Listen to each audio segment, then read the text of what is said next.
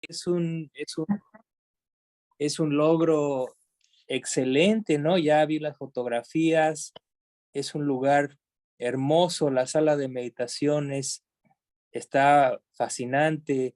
eh, la verdad que es un lugar muy, muy bonito para meditar. Entonces yo espero que todos ustedes pasen muchísimas horas ahí y sobre todo le decía yo a Edgardo en un email que aquí desde luego el beneficio es inmediato es para ustedes, pero desde luego el hecho de que están abiertos a compartir el espacio con otras personas, eso es lo que realmente tiene un gran valor, ¿no? Como acción kármica, ¿no? Meritoria. Entonces, pues es una cosa excelente realmente, Tu ¿no? lugar también, Miguel, cuando quiera venir, solo Sí, yo nos avisa porque hay lugar. un día de estos sí, Sí, sí, sí. bueno, ya van algunos años que he tenido las ganas de ir a Uruguay por diversas razones, no ha sido posible, pero yo espero que Ya se va a dar. ojalá haya el karma lo permita y a ver si el año que entra me doy una vuelta. Por el momento estoy esperando al gobierno de Canadá para que le dé la residencia a mi esposa y eso por el momento me imposibilita viajar al extranjero. Entonces, esta situación va a durar creo que todavía varios meses, por eso viajar lo pienso en términos del año que entra, ¿no? Porque Bien. eh, cuando eso se dé, entonces ya tendré la oportunidad, pero ya veremos. Pero sí, se ve que es un lugar realmente, bueno, se siente muy, por las fotografías, lo veo muy, muy acogedor, muy, muy conducente, muy inspirador para meditar. Entonces, espero que sea un buen lugar a lo largo de los meses, de los años, y que todos ustedes, todos los que están involucrados, tengan mucho éxito al respecto, ¿no? Entonces, eso es casi es un tipo de mérito muy cercano al establecimiento de un monasterio, ¿no? Básicamente es un pequeño centro de meditación y eso es algo, sí, francamente, una acción muy beneficiosa para muchos. Entonces yo creo que eso también espero yo que siempre lo tengan en mente y que eso les genere mucho gozo interno, ¿no? Porque como ustedes saben, es necesario generar ese gozo para practicar la meditación, para establecerse en concentración de acceso o jhana, ¿no? Entonces, este tipo de cosas son las que durante mucho tiempo pueden ser fuente ese gozo y felicidad que son componentes de la jhana. Entonces, me da mucho gusto.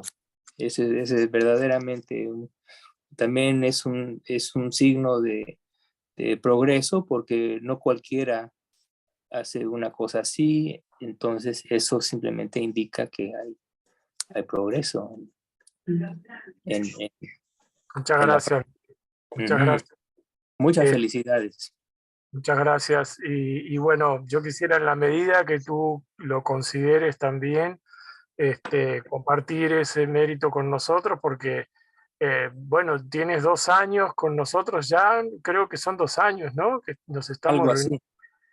Y bueno, ha sido el sostén de la, del interés, de la búsqueda, de la práctica de este grupo y verdaderamente giramos, en gran medida giramos en torno a la expectativa que siempre nos genera reunirnos contigo cada miércoles, ¿no? Que es posible. Así que de alguna manera estás presente en todas las acciones que nosotros venimos realizando, puede ser en forma grupal o en forma individual, así que el Claro. mérito corresponde también a ti y muy agradecido por toda esta generosidad que has tenido con nosotros todo este tiempo. Espero que sí nos podamos ver, que nos podamos ver acá en algún momento. Muchas gracias. El agradecimiento es mutuo. Y yo me beneficio tanto o más. Lo que Sí, corresponda, sí. lo que corresponda es lo que te... Como me decía el venerable Sona, mi maestro, se solía decir, bueno, dice, es bueno porque te mantiene fuera de las calles. Esa sería la traducción, ¿no? En lugar de andar en la calle y eso, hacemos reunión de grupo y preparamos algún material a veces, ¿no? Entonces, eso ayuda a no andar de callejero. Así es, pero siempre lo decía en broma, por supuesto, ¿no? Obviamente todos aquí somos personas ya con un cometido, con un compromiso en la práctica, ¿no? Ya es un grupo maduro. Y eso es excelente, es muy bueno. Y bueno, el tema que íbamos a discutir hoy era acerca de la muerte. Entonces estuve sacando algunas cosillas de mis archivos, tal vez voy a leer un sutta. Quisiera empezar abordando las preguntas o los comentarios que hizo Héctor en la ocasión pasada, todo en relación al karma y la muerte, y digamos desde el punto de vista de la Abhidharma, los últimos momentos en la vida de un ser, ¿no? Y en particular hablamos de un ser humano.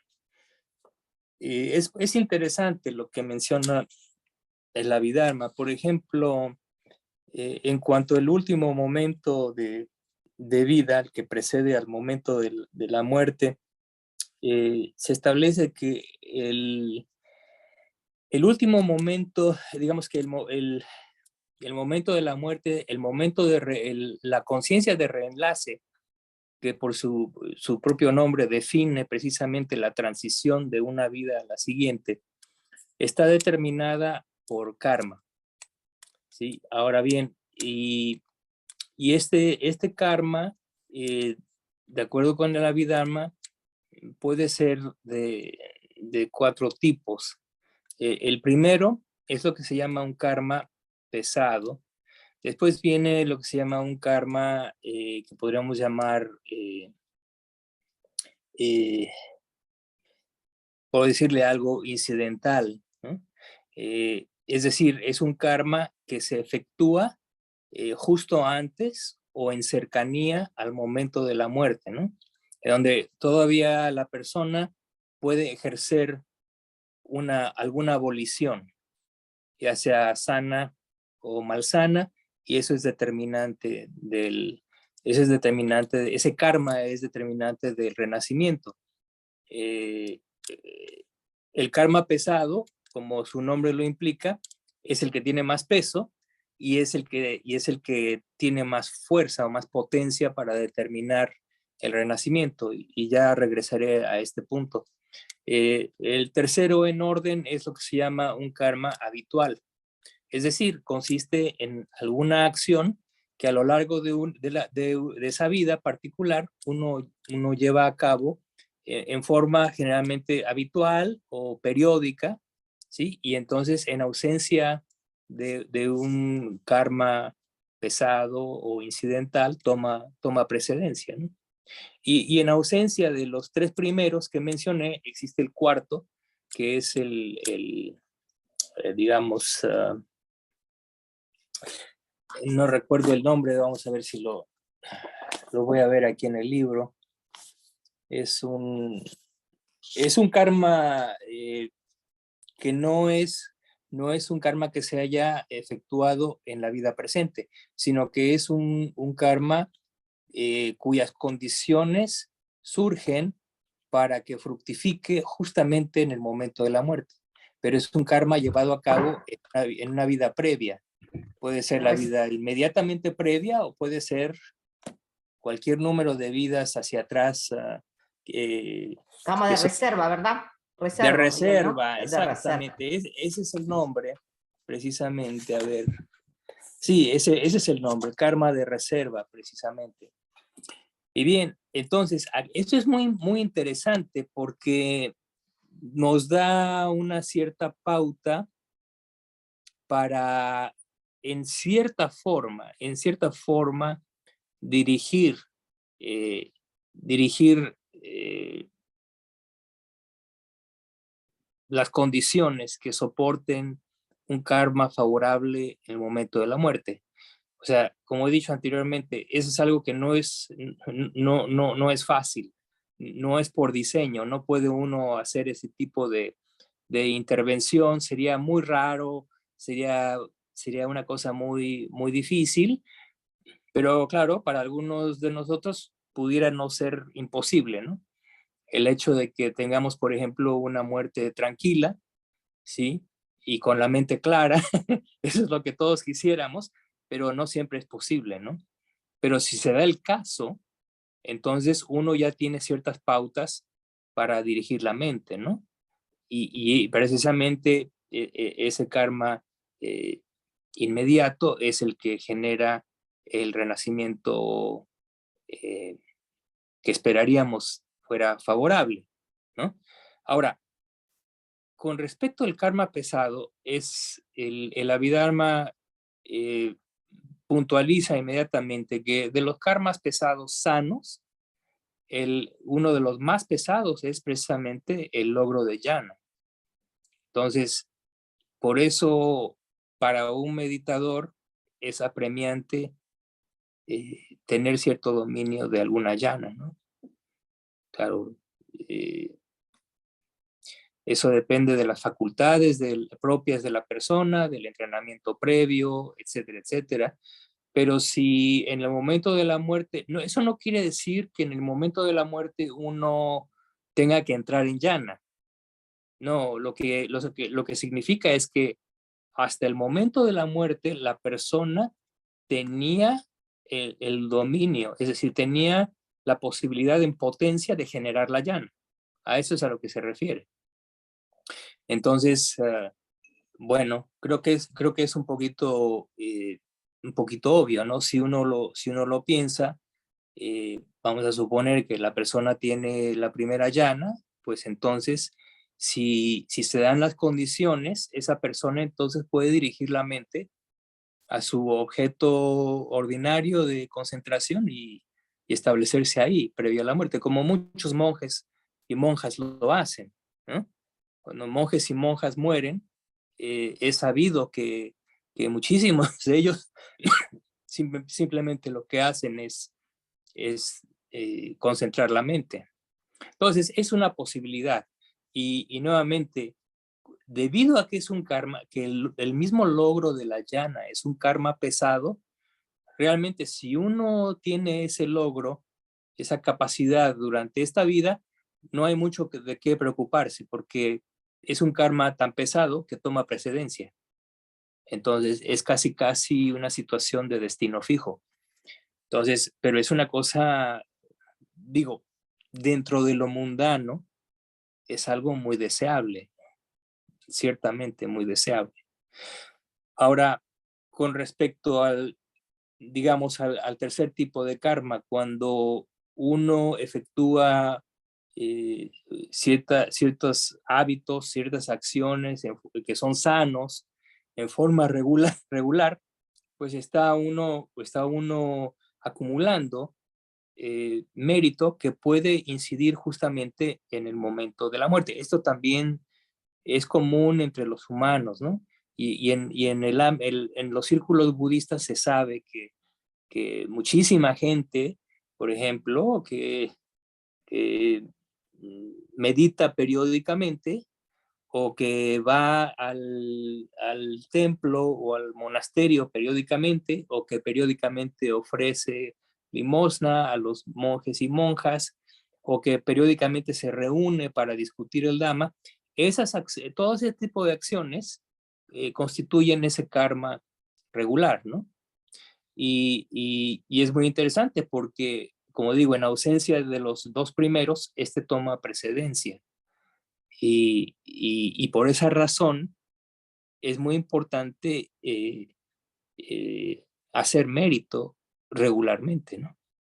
Ahora, de los méritos más poderosos que se pueden hacer, pues son el el de la meditación. Es poderosísimo y da un gran fruto, ¿no? Entonces, es importantísimo establecerse y mantener la práctica regular de meditación, ¿no? Ahora, como ustedes saben, hay muchas otras prácticas que son sanas y que también pueden efectuarse regularmente, ¿no? La misma generosidad es algo muy básico, es algo que tiene poder para situar a los seres en los planos superiores, en la esfera sensorial, por ejemplo, ¿no? El seguir la moral, la conducta moral, poner siempre atención a ello y mantenerse en un buen nivel, es otro karma también muy poderoso que determina un buen renacimiento, ¿no? No sé si lo he mencionado al respecto, pero al respecto hay un aspecto en lo que he reflexionado mucho tiempo y creo que es muy importante, tal vez ya lo mencioné, pero si no lo menciono ahorita, eh, el hecho de que de la importancia de establecerse en la determinación de los preceptos, ¿no? Por ejemplo, de los 5 preceptos.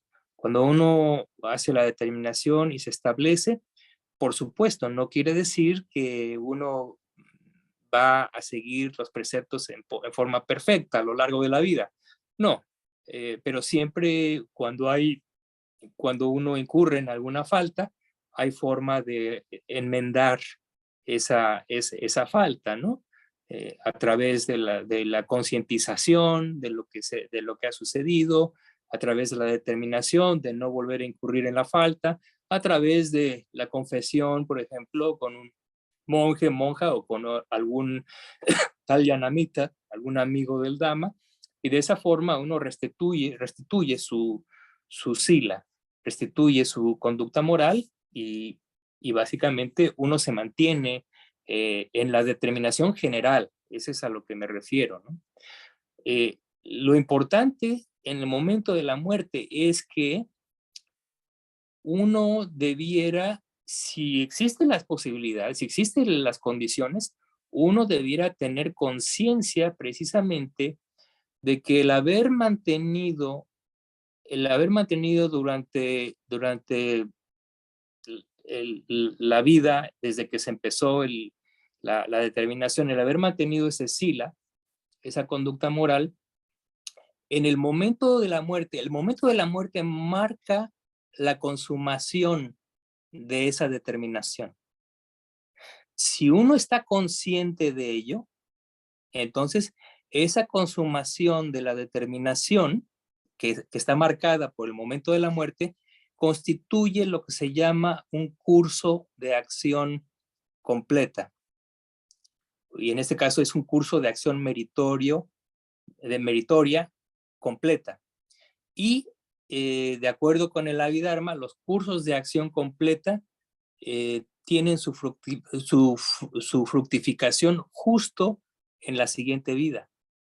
Entonces, es algo en lo que habría que reflexionar mucho y muy a menudo, porque si uno está consciente de eso, la concientización de que se ha cumplido por completo una determinación tan trascendente, es inevitable que el gozo surja.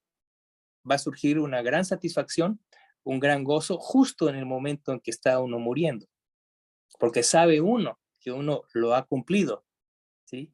El caso de los 5 preceptos, o por ejemplo el caso también de los practicantes que siguen el Uposatha, por ejemplo, la observancia que puede ser mensual o quincenal de la luna nueva y la luna llena, en donde uno sigue los 8 preceptos.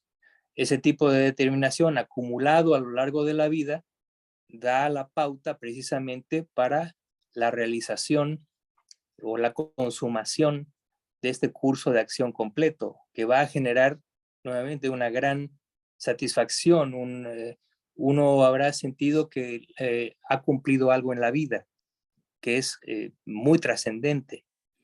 Y eso inmediatamente posiciona a la mente en una esfera de existencia superior, ¿no?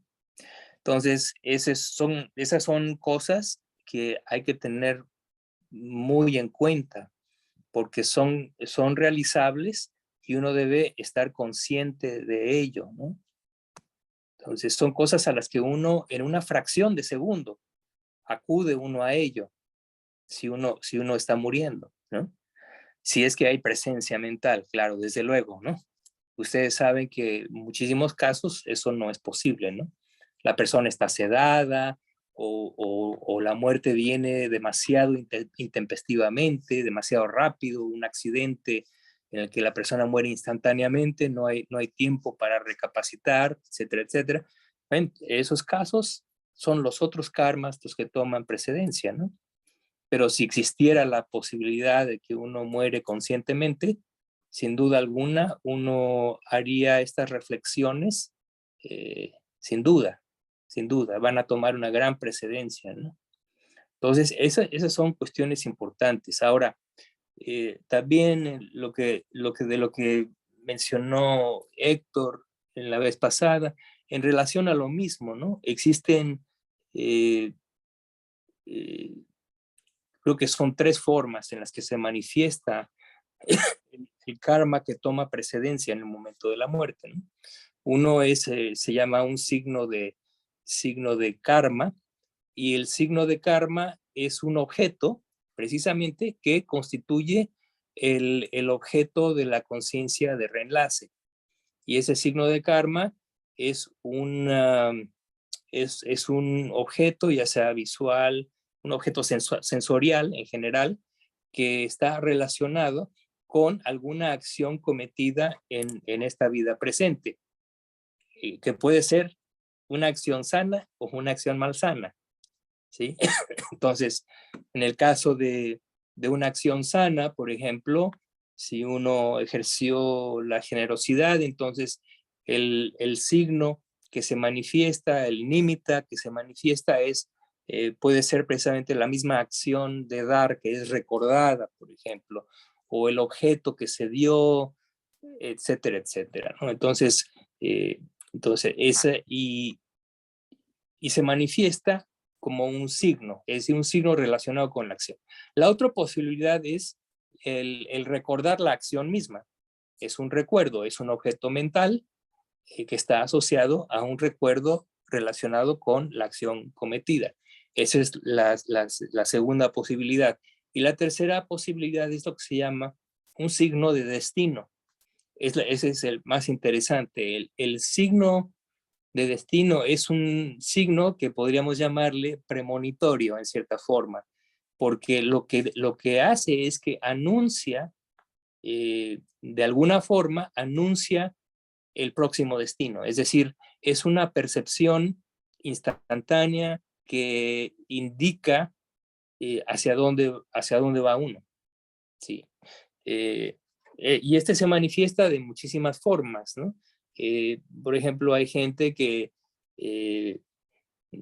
ha llevado a cabo una buena vida, entonces en el momento de la muerte perciben, por ejemplo, unas formas celestiales, por ejemplo, ¿no? O un perfume celestial, una luminosidad muy, muy, digamos, confortadora, etcétera, etcétera. Todas esas cosas no son propias de lo humano, sino que son signos del destino divino hacia el cual va a ir la conciencia, ¿no?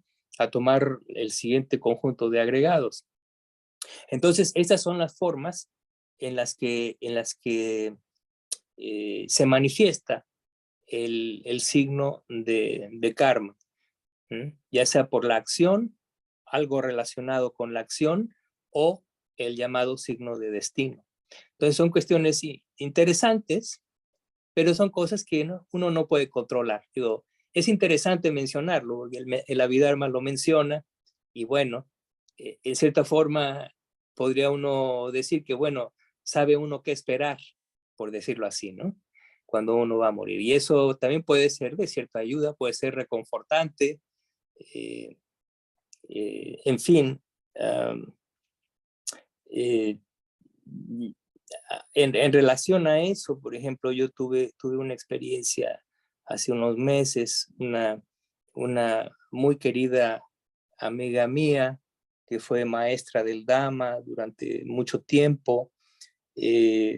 Fuimos grandes amigos en el Dhamma y bueno, ella tuvo una gran influencia en promover el budismo Theravada en México. Entonces, desgraciadamente, cuando su vida se acercaba a su fin, tuvo una terrible enfermedad, una especie como de embolia y quedó sin capacidad, sus capacidades físicas muy limitadas. Y entonces en el momento en que estaba por morir, me contactó otra amistad común que estaba atendiéndola y me decía que sentía que ya estaba por morir mi amiga, pero que estaba un poco, que la sentía como agitada. Entonces inmediatamente le dije, mira, te mando en este momento un enlace, y es un enlace al Dhammacakkappavattana Sutta, es decir, el primer discurso que dio el Buda, cantado por los monjes. Le digo, pónselo en este momento, ¿no?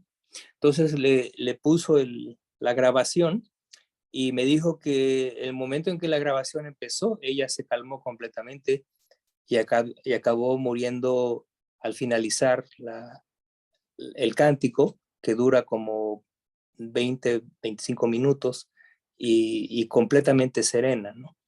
Entonces, esa es una cuestión interesante, ¿no? Que también nos da una pauta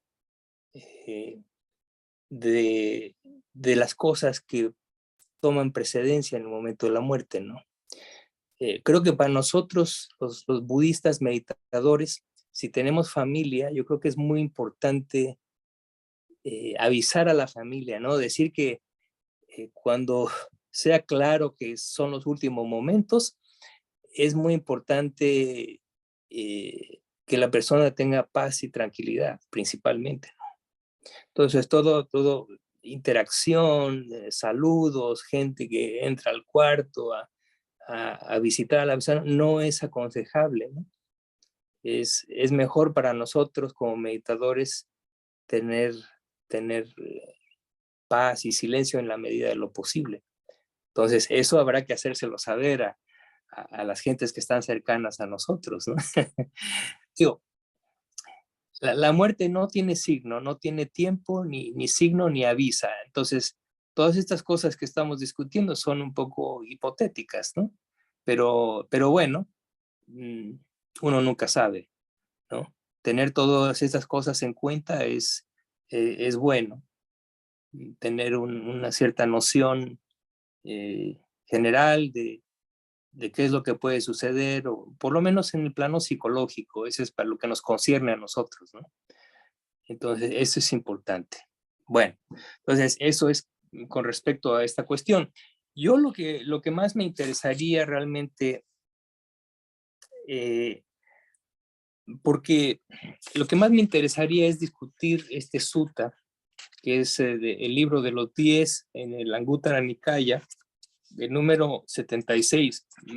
¿Por qué? Creo que este es uno de los suttas, yo creo que de los más importantes en el canon Pali, y tiene muchísimo que ver con la cuestión de la muerte.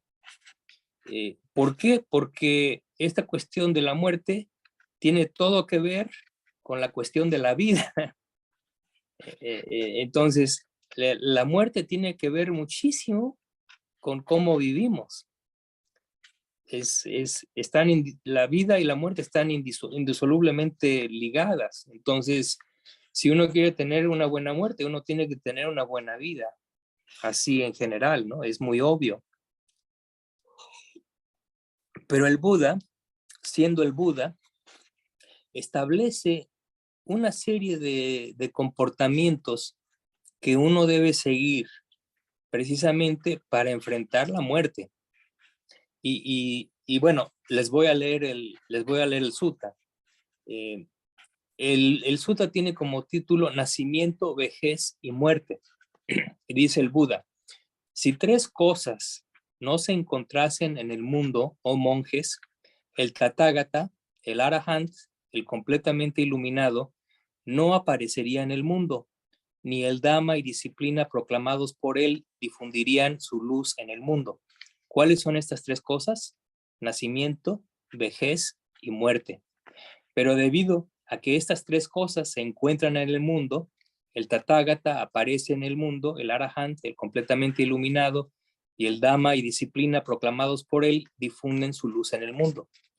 Ahora bien, dice, sin abandonar 3 cosas, que son el deseo, la aversión y la ignorancia, uno no será capaz de liberarse del nacimiento, la vejez y la muerte. Sin abandonar 3 cosas, que son la noción de personalidad, la duda escéptica y el apego ciego a reglas y votos o reglas y rituales, uno no será capaz de liberarse del deseo, la aversión y la ignorancia. Entonces recuerden, la duda escéptica, la noción de personalidad y el apego a ritos y rituales constituye precisamente 3 de los llamados encadenamientos inferiores, de los cuales el Sotapanna, cuando se torna Satapana, se libera de ellos. Pero aquí el Buda establece que sin abandonar esas 3 cosas, uno no podrá ser capaz de liberarse del deseo, la aversión y la ignorancia. Y continúa diciendo, sin abandonar 3 cosas, que son la atención impropia, el seguir vías de acción equivocadas, o también llamados cursos malsanos o impropios de acción, y la lasitud mental, uno no será capaz de liberarse de la visión de la personalidad, la duda escéptica y el apego ciego a reglas y rituales. Sin abandonar 3 cosas, que son la carencia de atención plena, la falta de comprensión clara y la distracción mental, uno no será capaz de liberarse de la atención impropia, el seguir vías de acción equivocadas y la lasitud mental. Sin abandonar 3 cosas, que son el desinterés por asociarse con los discípulos nobles, el desinterés en escuchar sus enseñanzas y la mentalidad criticona, uno no será capaz de liberarse de la carencia de atención plena, la falta de comprensión clara y la distracción mental. Sin abandonar 3 cosas, que son la agitación mental, la carencia de autocontrol y la inmoralidad, uno no será capaz de liberarse del desinterés por asociarse con los discípulos nobles, el desinterés en escuchar sus enseñanzas y la mentalidad criticona. Sin abandonar 3 cosas, que son la carencia de fe, la enemistad y la pereza, uno no será capaz de liberarse de la agitación mental, la carencia de autocontrol y la inmoralidad. Sin abandonar 3 cosas, que son la falta de respeto, la testarudez y las malas amistades, uno no será capaz de abandonar la falta de fe, la enemistad y la pereza. Sin abandonar 3 cosas, que son la desvergüenza, la carencia de cautela moral y la negligencia, uno no será capaz de liberarse de la falta de respeto, la testarudez y las malas amistades. Aquí tomen nota que aquí se está refiriendo el Buda a Hiri y Ottappa, los llamados guardianes del mundo, que son la vergüenza moral y la cautela o miedo moral, ¿sí? Aquí, repito el párrafo, dice, sin abandonar 3 cosas, que son la desvergüenza, la carencia de cautela moral y la negligencia, uno no será capaz de liberarse de la falta de respeto, la testarudez y las malas amistades. Monjes, una persona es desvergonzada, moralmente temeraria y negligente. Siendo negligente, no es capaz de abandonar la falta de respeto, la testarudez y las malas amistades. Teniendo malas amistades, no es capaz de tener fe, ser amigable y ser activa. Siendo perezosa, esa persona no es capaz de abandonar la agitación mental, la carencia de autocontrol y la inmoralidad. Siendo inmoral, no es capaz de interesarse por asociarse con los nobles, interesarse en escuchar sus enseñanzas y no criticar. Siendo de mentalidad criticona, no es capaz de tener atención plena, comprensión clara y enfoque mental. Teniendo una mente distraída, no es capaz de abandonar la atención impropia, las vías de acción equivocada y la lasitud mental. Con flojera mental, no es capaz de abandonar la visión de la personalidad, la duda escéptica y el apego ciego a reglas y rituales. Afectado de duda escéptica, no es capaz de abandonar el deseo, la aversión y la ignorancia. Y sin abandonar el deseo, la aversión y la ignorancia, no es capaz de abandonar el nacimiento, la vejez y la muerte. Pero al abandonar tres cosas, uno es capaz de abandonar el nacimiento, la vejez y la muerte. ¿Cuáles son esas tres? Estas son deseo, aversión e ignorancia. Al abandonarlas, uno es capaz de abandonar el nacimiento, la vejez y la muerte. Al abandonar la noción de la personalidad, la duda escéptica y la ignorancia, uno es capaz de liberarse del deseo, la aversión y la ignorancia. Y luego continúa la misma secuencia de términos hasta al final de la sección en donde dice, al abandonar la desvergüenza, la falta de cautela moral y la negligencia, uno es capaz de liberarse de la falta de respeto, la testarudez y las malas amistades. Monjes, una persona que es escrupulosa, posee cautela moral y es diligente, siendo diligente es capaz de abandonar la falta de respeto, la testarudez y las malas amistades. Teniendo amistades nobles, es capaz de tener fe, ser amigable y activo. Poseyendo energía, es capaz de tener paz mental, autocontrol y moralidad. Siendo virtuosa, es capaz de interesarse por asociarse con los nobles, interesarse en escuchar sus enseñanzas y no criticar. Al no criticar, es capaz de cultivar la atención plena, la comprensión clara y el enfoque mental. Teniendo una mente sin distracción, es capaz de tener atención plena, actuar de manera correcta y ser mentalmente activa.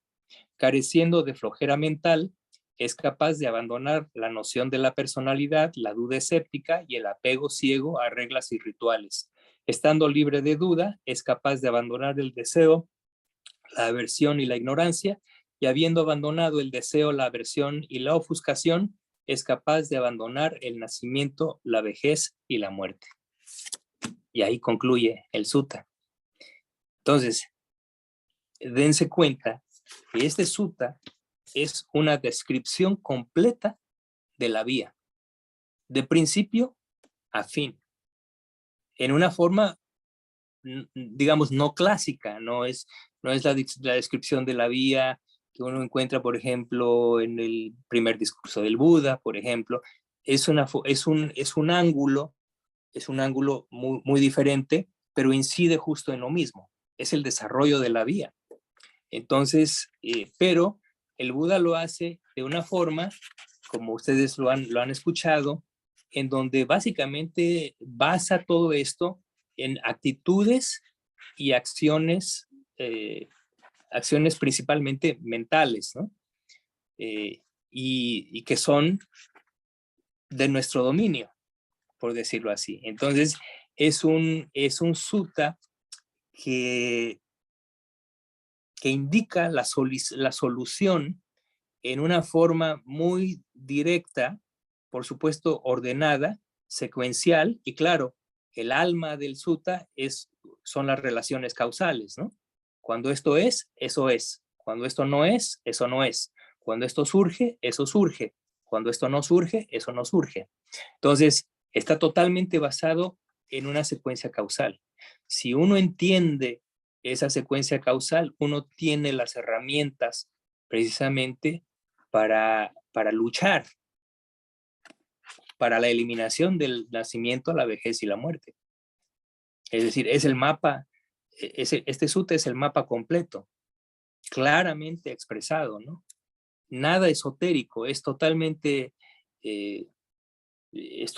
claro, ¿no?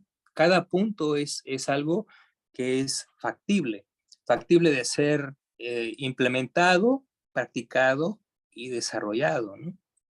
Y claro, va de lo más burdo a lo más sutil, ¿no? Digo, empezando con cosas burdas como la desvergüenza, como la carencia de miedo moral a las acciones malsanas, las malas amistades, etcétera, etcétera, ¿no? cosas que uno entiende muy claramente, ¿no? Pero después viene, digamos, una parte media en donde ya hay partes un poco más refinadas que conciernen a la práctica, ¿no? Por ejemplo, el desarrollo de la atención plena, con comprensión clara, Yoniso Manasikara, la reflexión sabia, etcétera, etcétera. Y ya más adelante, ¿sí? Más adelante ya son cuestiones más refinadas, si ustedes quieren decirlo así, ¿no? En donde ya es una cuestión que incide en las nociones, ¿no? Por ejemplo, la noción de personalidad que debe ser abandonada, el encadenamiento de los ritos, rituales y acciones que se toman como, o que se piensan como necesarias para lograr la iluminación cuando no lo son. E inclusive la misma generación de la fe en la triple gema, la confianza plena, la certeza en el caso del rompimiento de ese encadenamiento, se da ya al final, ¿no? del camino. Entonces es un sutta realmente que hay que tenerlo a la mano toda la vida.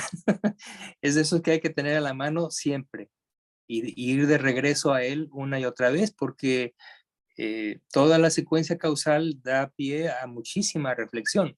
Por supuesto, uno tiene también que reflexionar mucho en cada punto particular, ¿no? Cada punto particular es un ámbito para muchísima reflexión, ¿no? Entonces, en ese sentido, esta pieza del Dhamma es en un sentido es sencilla, pero en otro sentido es muy, muy, muy profunda, complejo, no tan fácil de penetrar. Pero bueno, es una de las mejores descripciones de la vía que yo he leído en el canon, ¿no? Entonces, se los voy a compartir, mando el correo electrónico para que lo tengan siempre a la mano. Y es una traducción vieja, hay algunas cosillas ahí que quisiera yo cambiar, las voy a cambiar y una vez que esté hecha la revisión se las envío, ¿de acuerdo? Y bueno, pues yo creo que eso, digo, el tema de la muerte, hemos hablado anteriormente acerca de ello, ¿no? Alguna vez creo que tuvimos una sesión en relación a la recolección o la remembranza de la muerte de acuerdo con el Vimuttimagga. Estuvimos ahí un rato examinando eso. En fin, existe muchísimo material y muchísimos enfoques, pero para el día de hoy creo que es suficiente lo que he mencionado, a reserva de cualquier comentario o pregunta que tengan en este momento. Tenemos como unos 15 minutos para ello. Bueno, Miguel, yo tengo una pregunta para hacer, si es posible. Hola, ¿se oye? Adelante, sí, yo te oigo muy bien. Ah, muy bien, bueno. Excelente el sutta. Bueno, me quedo, en resumidas cuentas, como final de todo esto, es que el antídoto para la muerte es la vida, ¿no? No hay otra forma. Exactamente. El mejor antídoto es la vida. O sea, nosotros no podemos, es decir, no, estamos acostumbrados siempre a hacerle trampa a la vida, ¿no? De tomar atajos, de aplazar, de distraer, ¿no? Pero en este caso no hay atajo, no hay trampa, no hay nada. Ese Sí. momento, ahí se pasa raya, se hace la suma y bueno, ahí se ve, ¿no? Sin embargo, hay algo que tú mencionaste que me pareció bien interesante, por ejemplo, hiciste mención sobre los casos en donde la persona ha tenido un desarrollo, perdón, sano, y donde esas causas prometen un buen Renacimiento. ¿no? O sea, por lo menos uno presume de que eso puede ser así.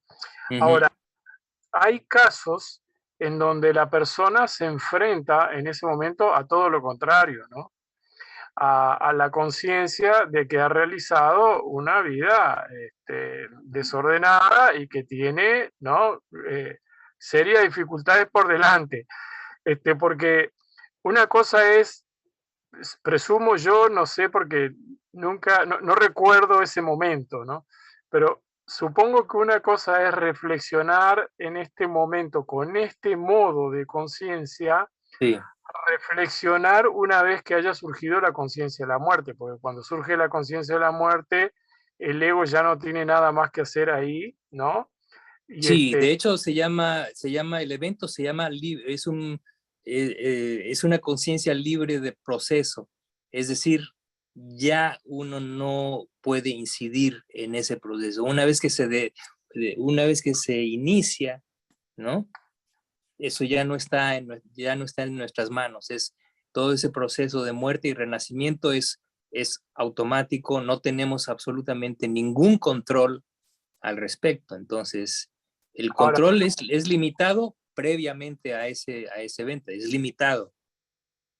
Ahora, pero tú mencionaste algo ahí que me quedó dando vueltas y para eso venía el razonamiento para hacerte la siguiente pregunta. Por ejemplo, el individuo que está entrenado en la concentración, porque tú mencionaste que los monjes acuden a esa cualidad al momento de morir, ¿verdad?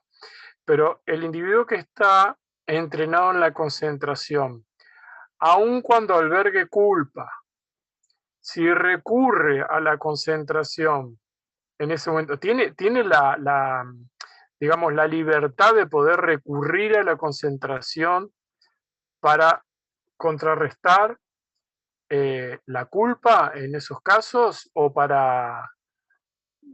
¿Se entiende la idea? ¿No?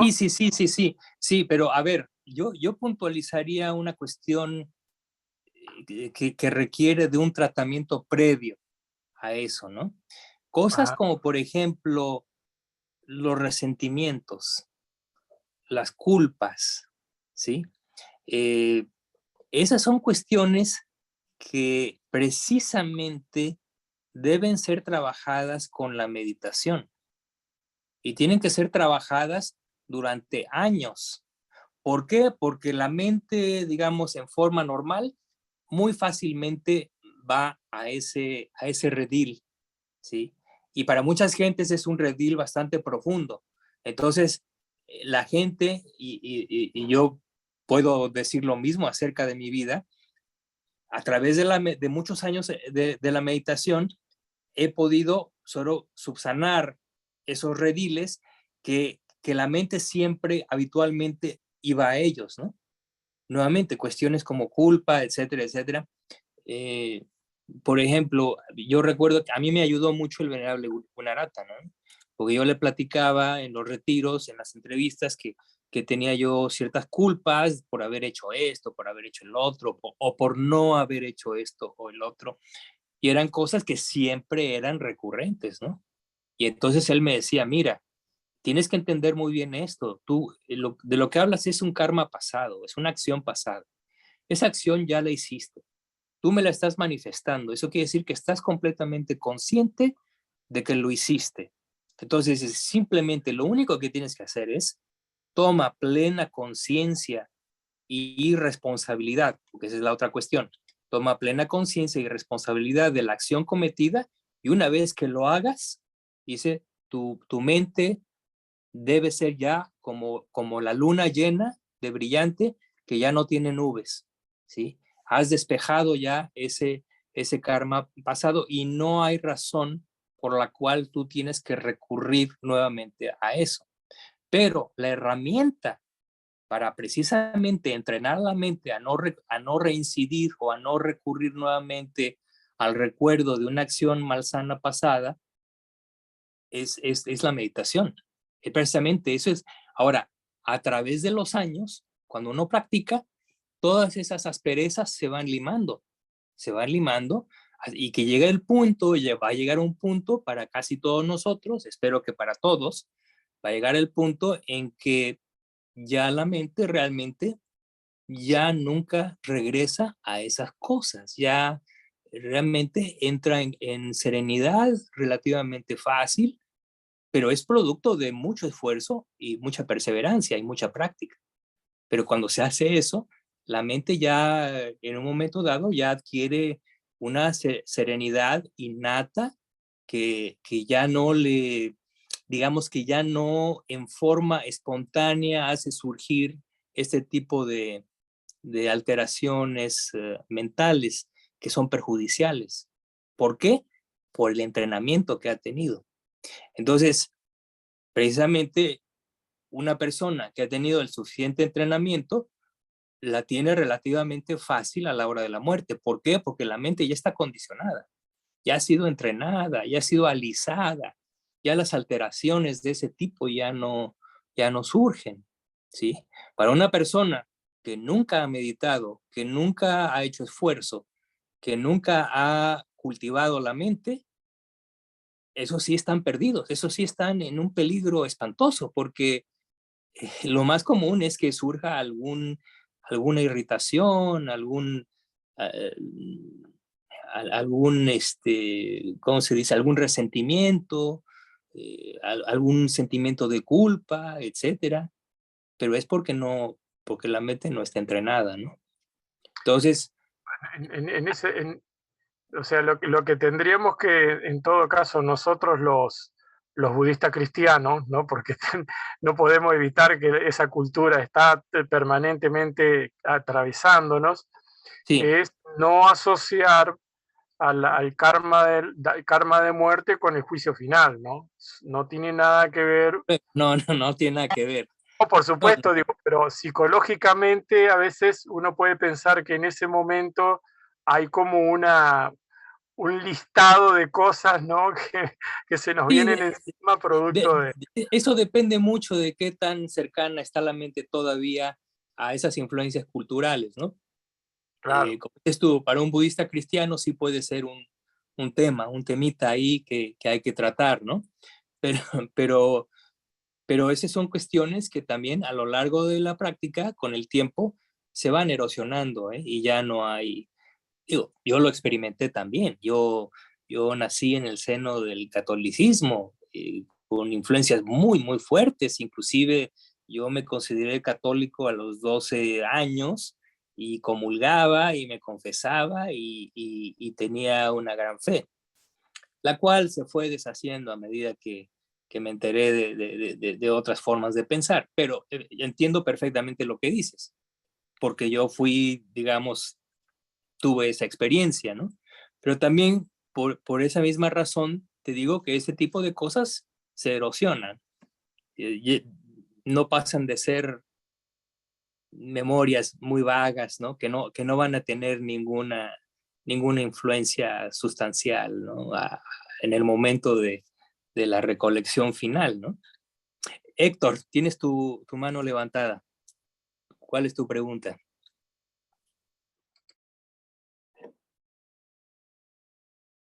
Gracias. Gracias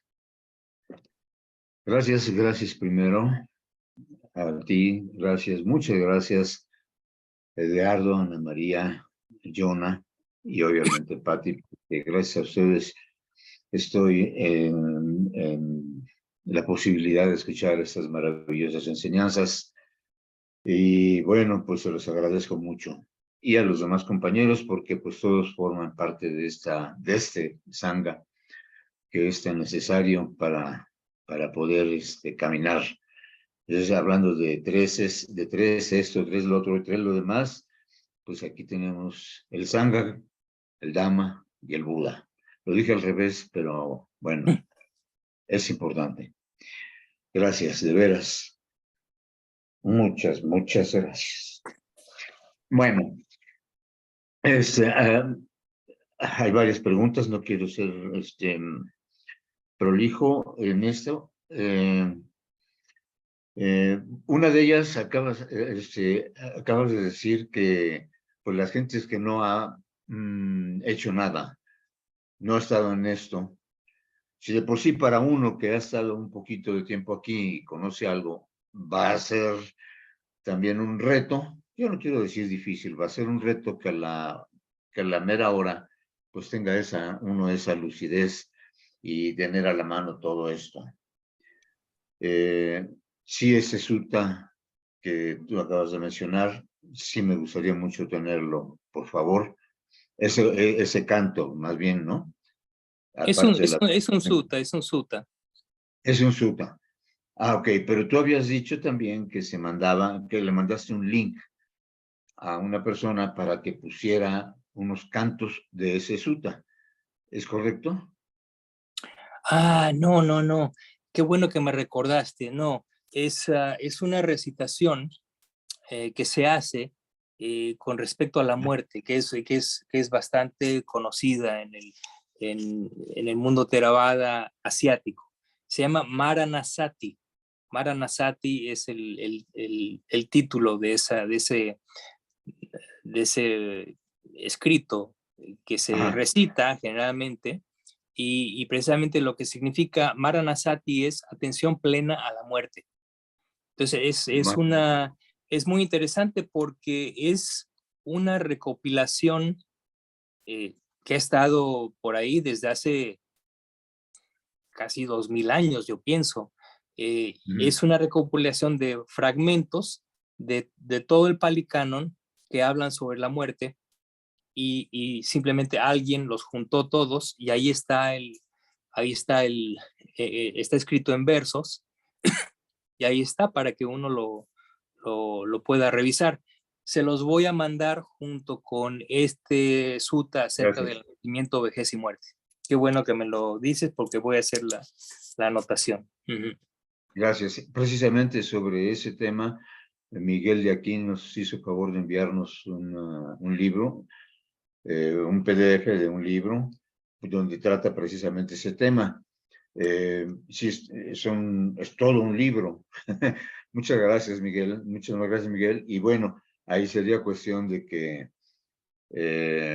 tanto Miguel como tú, que supongo que tú lo conoces, Miguel, de aquí, Sí, sí, cómo no. pero tú también nos orientaras en el sentido de qué capítulos de ese libro serían lo bueno que sería el orden, mejor dicho, en que uno podría irlo estudiando, porque de eso me he dado cuenta de que hay tanto material, es extraordinario todo esto que hay, a diferencia de lo que había hace 30 años que yo conocí el budismo, un poquito, 29 para ser exactos, y ahora hay tanto que no sabe uno por dónde caminar. En ese sentido, pues es una sugerencia y una petición a ti, Miguel, que nos pudiera decir, bueno, conviene esto. Claro, para cada uno de todos nosotros que estamos aquí del Sangha, pues seguramente, no tal vez, seguramente no es el mismo orden que uno debe seguir, ¿sí? Porque debe ser muy variable. Entonces, esa es una petición.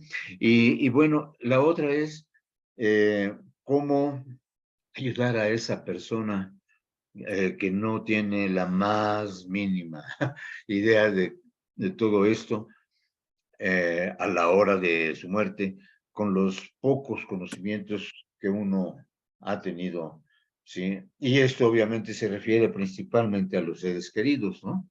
Y a los seres más cercanos. Entonces, ¿qué puede hacer uno en ese aspecto, Miguel? Por Claro, favor. te refieres al apego que se tiene a los seres queridos, como un obstáculo. No, al- al- entiendo perfectamente lo del apego y eso es algo que uno tiene que trabajar. Hasta ahí Ujú. estamos totalmente de acuerdo. ¿Sí? Eso lo tiene que uno trabajar y ya lo dijo el Buda, lo has dicho tú y pues lo he leído muchas veces, inclusive el apego a uno mismo, a la vida, ¿no? Claro, desde luego, claro. Me refiero a que de todos modos, si uno en un momento dado, como compasión, en un plan de compasión meramente, de meta, la pregunta ¿es conveniente hacer algo por esos seres queridos o simplemente viendo? O sea, ¿te refieres en el momento de la muerte? Y ya, en el momento que está próximo a la muerte y en el mero momento de la muerte. Bueno, es que Cuando realmente estamos viendo que ya el campo, de plano el la campo está demasiado, es demasiado abierto. Es demasiado ¿Perdón? abierto. El campo es muy abierto, si lo pones desde ese punto de vista, ¿no? Porque hay toda una serie de cosas que pueden suceder. Tú puedes formular la intención de dirigir la mente en el momento de la muerte, y ese es uno de los karmas posibles, ¿sí? Que podríamos llamar el karma inmediato, o justo previo al momento de la muerte. Existe esa posibilidad, pero no hay nada que garantice No. que se pueda dar esa oportunidad. Ahora, si se da, hay toda una gama de cosas que puede uno hacer, y uno obviamente va a acabar haciendo aquello por lo que uno tenga más inclinación. ¿Sí? Esto es muy importante. Entonces, eso depende eso depende de las facultades y del temperamento de la persona, ¿no? Mira, yo, por ejemplo, creo que se los mencioné, no sé si se los mencioné, pero en otra ocasión yo le pregunté al venerable Gunaratana, le pregunté, oiga, venerable, ¿qué, en, qué, ¿en qué pensaría usted si está consciente de que va a morir? Y entonces cerró los ojos, se quedó pensando como medio minuto y nomás me dijo, paz. Fue todo lo que dijo, paz. Paz. Claro, él está hablando de la paz de Nirvana. pero bueno, esa es una posibilidad. Ahora, ustedes saben que existe una recolección, una práctica específica que es la recolección de la paz, que es propiamente una recolección de las características y propiedades de Nirvana, ¿no? El Nirvana, la paz suprema, porque Nirvana es la paz suprema. A eso se refería el venerable Gunaratana. Entonces, claro, él siendo un monje que ya va a tener como 85 años en la túnica, y tiene creo que 95 años o algo así, 97, algo así. Entonces, ha estado 85 años, y cuando yo le hice la pregunta, debe haber tenido como 75 años como monje. Obviamente que su respuesta es esa, es la respuesta de un monje muy avanzado, ¿sí? Ahora, pero eso no quiere decir que nosotros no podamos, si bien no tener a la mano el fruto de Nirvana, sí podemos desarrollar la reflexión acerca de la paz, acerca de Nirvana, y ese podría ser el tema a la hora de la muerte, si tenemos la gran fortuna de poder aplicar la mente en ello, ¿no? Otras personas, por ejemplo, sugieren meta, por ejemplo, o karuna, compasión, cualquiera de las Brahma Viharas. ¿Por qué? Porque esa es la inclinación que tienen, ¿no? Otros son gente que ha sido extremadamente generosa, no les costaría ningún trabajo simplemente tener la remembranza de sus actos generosos, y eso los va a propeler a un renacimiento favorable. Es decir, como digo, el campo es demasiado abierto y demasiado amplio, y va a depender de cuáles son las facultades, las capacidades y las inclinaciones de cada quien. Así como la vida es diferente para cada individuo, también la muerte es diferente para cada individuo. Es algo muy personal, por decirlo así, ¿no? Sí, entonces tú tienes que, es muy bueno hacer el análisis previamente, ¿no? Por eso, esa es parte de la meditación en la muerte, es parte de la reflexión en la muerte, es precisamente anticipar, visualizar precisamente el momento de la propia muerte y reflexionar. ¿Qué cosa es lo que tendría yo en mi mente? ¿En qué podría yo aplicar mi mente si las condiciones lo permitieran?